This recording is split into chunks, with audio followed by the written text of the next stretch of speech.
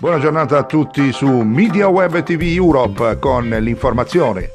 Arriva oggi la notizia che anche l'OCSE si unisce al coro delle istituzioni nazionali ed internazionali che tagliano la crescita italiana per il 2019, mettendo in forse i piani di bilancio e aumentando anche le aspettative di una possibile manovra correttiva nel giorno stesso in cui al Forum Economico Mondiale arriva il ministro dell'Economia Giovanni Tria. È possibile che da parte dell'OCSE sia in arrivo un taglio delle stime, già a novembre riviste allo 0,9%, con la crescita più bassa fra i 30 membri, ad esclusione di Argentina e Turchia.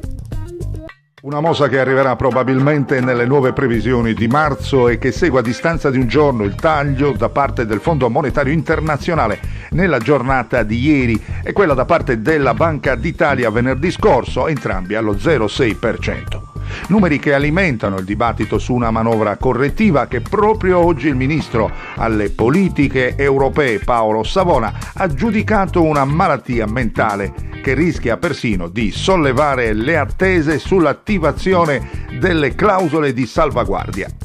Inevitabile che a 4 mesi dalle elezioni europee la maggioranza di governo in Italia guardi come fumo negli occhi ad un simile accerchiamento da parte di istituzioni giudicate tecnocratiche, nonostante sia il frutto globale della crescita sotto i colpi dell'incognita Brexit e di quella sui dazi, col negoziato tra Stati Uniti e Cina aperto per evitare una corsa alla rappresaglia.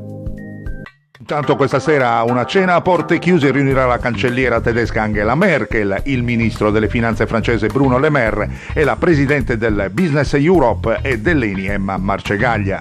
Il messaggio che l'Italia vuole portare al forum mondiale in corso ai numerosissimi investitori che vedranno soprattutto il ministro dell'economia italiano Giovanni Tria è che l'espansione fiscale della manovra era giustificata dalla frenata dell'economia globale.